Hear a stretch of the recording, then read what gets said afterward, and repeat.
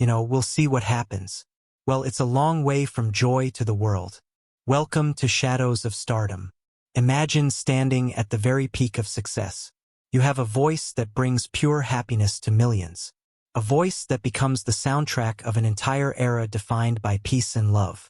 But when the applause fades and the stadium lights shut off, you're left alone in a freezing, abandoned building, pulling a dirty cardboard box over yourself just to survive the night. This was the haunting, beautiful, and devastating reality of Chuck Negron, the legendary lead singer of Three Dog Night.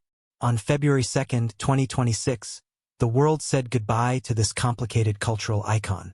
But the headlines overlooked the most important part of his story. Most people will say he was the voice behind Joy to the World, or the man who had everything and lost it all. They'll talk about the fame, the indulgence, the downfall, but they won't tell you about the hidden burden he carried for decades, or the mysterious moment that happened just days before his final breath. It was an act of deep humanity that silenced decades of industry whispers. How does someone go from earning millions and flying on private jets to weighing less than 130 pounds, forgotten by the very business he helped build? And more importantly, who was the one person he needed to see before he could finally let go? Chuck Negron's story isn't simply a cautionary tale of rock and roll excess. It is proof of the endurance of the human spirit. The public saw a superstar. The mirror reflected a man battling his own demons and an industry that treated him like a commodity instead of a human being. Stay with us, because what Chuck Negron chose to do in the final chapter of his life reshapes everything you think you know about fame. It wasn't a scandal. It wasn't a tragedy. It was a revelation. But to understand the miracle of his ending and the truth he revealed, we must first understand the breathtaking height of his beginning. To grasp the depth of the fall, we must first climb to the summit where Chuck Negron once stood. If you turned on a radio anywhere in America between 1969 and 1974, escaping his voice was nearly impossible. It was a period when the optimism of the 60s was fading into the sharper edge of the 70s, and the world was hungry for something new. Then came Three Dog Night, a band that didn't just climb the charts, they dominated them. With Chuck Negron delivering the soulful, soaring lead on their biggest hits, they became a cultural powerhouse, achieving an astonishing record of 21 consecutive top 40 hits. A feat even the Beatles would admire. Picture the legendary troubadour. Picture the stadiums that followed. When Chuck stepped up to the microphone, he wasn't just singing. He became a vessel for the emotions of an entire generation. His rare 4-octave range could glide from a tender whisper to a thunderous wail in a single breath. Take the song One. When Chuck sang that One is the loneliest number, it wasn't just a lyric. It became an anthem of isolation for millions of young Americans struggling to find their place in a rapidly changing world. That single track propelled them into superstardom and transformed Chuck into an instant icon. He was tall, striking, magnetic, the perfect face for rock magazine covers. To the public, he was the golden boy, the embodiment of success and effortless cool. Then came Joy to the World, a song so universal it felt like a second national anthem. When Chuck launched into those unforgettable opening lines about Jeremiah the bullfrog, he delivered pure, unfiltered happiness to a country exhausted by war and unrest. He became the voice of joy itself. The band sold out stadiums. They traveled by private jet. They lived a life most people could only imagine. They ruled the road, and Chuck was its shining prince. Each concert was comfort for a restless nation. Every scream from the crowd confirmed his importance.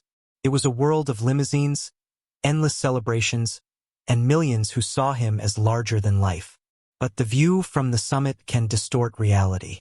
While fans saw three singers in flawless harmony, the truth was far more complicated. The pressure to maintain perfection was crushing. They weren't just musicians, they were a corporation, a hit-producing machine that could not afford to slow down. Chuck was locked into a relentless schedule that left no room for privacy, no time to reflect, no space to breathe. He lived inside a bubble of fame where every desire was satisfied, yet his true identity slowly disappeared behind the rock star image. Their meteoric rise offered no time to adjust to the altitude. He soared above the clouds, adored by millions, unaware that the engine beneath him was already beginning to fail. The joy he projected was real for audiences. But for Chuck, the lights grew blinding, and the shadows stretched longer than anyone realized. While viewers saw him glowing with charisma, the reality backstage was suffocating isolation and quiet control. The 1970s entertainment industry ran like a machine powered by talent, but it often consumed the very people who kept it alive. For Chuck, the fall wasn't sudden. It was a slow erosion of his humanity. The young man who only wanted to sing found himself trapped inside a golden cage. His voice became merchandise. His well-being became secondary. Managers, agents, and a merciless schedule stripped away his autonomy until he felt less like an artist and more like a product moving down an assembly line. There's a painful irony in the fact that the man singing the happiest songs on the radio was living in deep misery. The road was relentless. To keep the machine operating, substances were readily available. Stimulants to stay awake, sedatives to sleep. Exhaustion was weakness. Addiction was normalized. He was surrounded by people who claimed loyalty. Yet when he faltered, few reached to steady him. Instead, they offered more distractions, more parties, more ways to dull the growing emptiness. He was the golden goose. As long as he could stand at the microphone and hit the high notes, no one questioned the darkness swallowing him. Eventually, that darkness took everything. The millions disappeared, lost in addiction and mismanagement. The mansions and luxury cars were replaced by a terrifying new reality. There was a period when the former Voice of America lived inside an abandoned building in Los Angeles, sleeping on a filthy mattress among strangers who didn't know or care who he once was. He described covering himself with cardboard just to stay warm, a chilling contrast to velvet suits and private limousines. The drugs were no longer indulgence. They were captivity. He became a ghost within his own existence, weighing barely more than a skeleton, his body failing as he chased relief that never arrived. This was the ultimate betrayal of fame. The spotlight he believed would heal childhood wounds instead widened them. He realized too late that the industry valued his talent but was indifferent to his suffering. He was surrounded by yes-men who would never challenge his worst impulses because his destruction was profitable. The loneliness he once sang about became his reality. He truly became the loneliest number, trapped in shame and desperation while the world continued singing along, unaware that the man behind the music was fading in the shadows. But Chuck Negron's tragedy was not solely about addiction.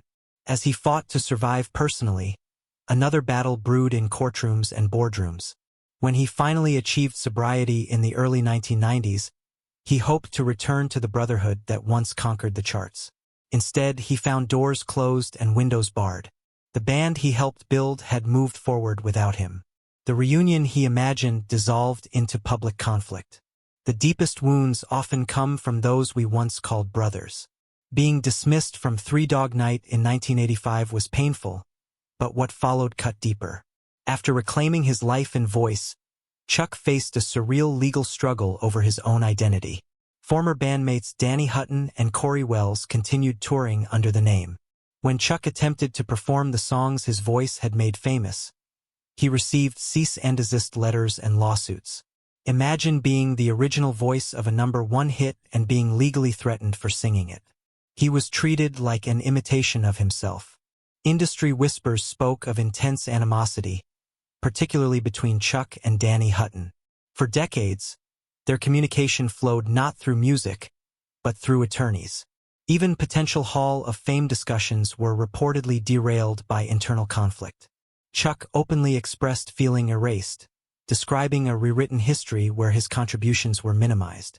He watched other singers replicate his parts, wear similar costumes, occupy his space on stage.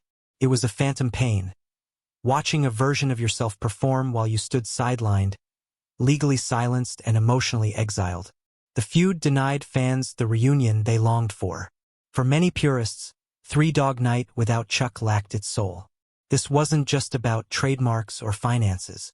It was about unforgiven wounds. A once celebrated brotherhood had deteriorated into resentment.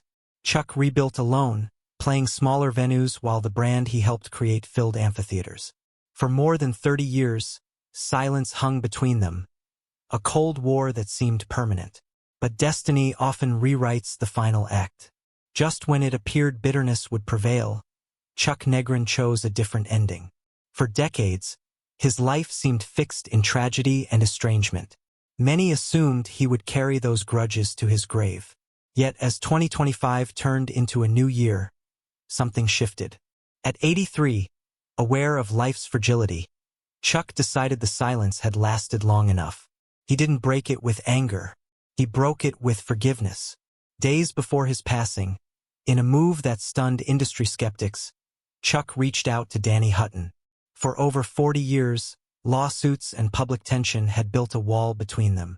But sensing his time was near, Chuck picked up the phone. He didn't call about royalties.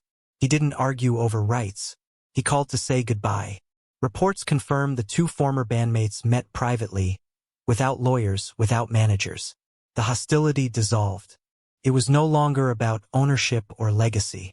It was simply two aging men, the last surviving voices of a legendary trio, facing each other across decades of shared history. Chuck looked into the eyes of someone he once considered an adversary and chose to release the weight. He granted unconditional forgiveness for the past. This was the quiet act that left Hollywood shaken. It wasn't scandal. It wasn't accusation. It was grace. By embracing Danny Hutton, Chuck reclaimed his power in the deepest way possible. The industry may take money, names, even songs, but it cannot take away dignity. When Chuck Negron passed away on February 2nd, he did not leave as a victim of Three Dog Night. He left as a man who had conquered himself. The silence he ended wasn't only between two men.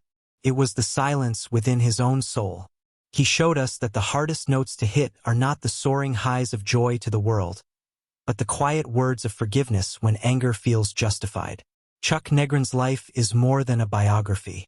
It is a reflection on the true cost of fame. His story forces us to confront uncomfortable truths about celebrity culture. We idolize our stars when they shine. We often look away when they stumble. Behind every icon is a vulnerable human being. Chuck represents countless artists who gave their youth and talent, only to be discarded when the machine moved on. His journey leaves us with difficult questions. What if the industry valued artists as people, not products? Are we willing to listen to their pain with the same attention we give their hits? His struggle may not have been unique. His resilience was. He proved that even after losing fortune, status, and identity, it is possible to rewrite your final chapter. Redemption is not reclaiming fame. It is reclaiming your soul. As we say goodbye to the man who once brought so much joy to the world, let us remember him not for scandal or darkness, but for the light he fought to restore.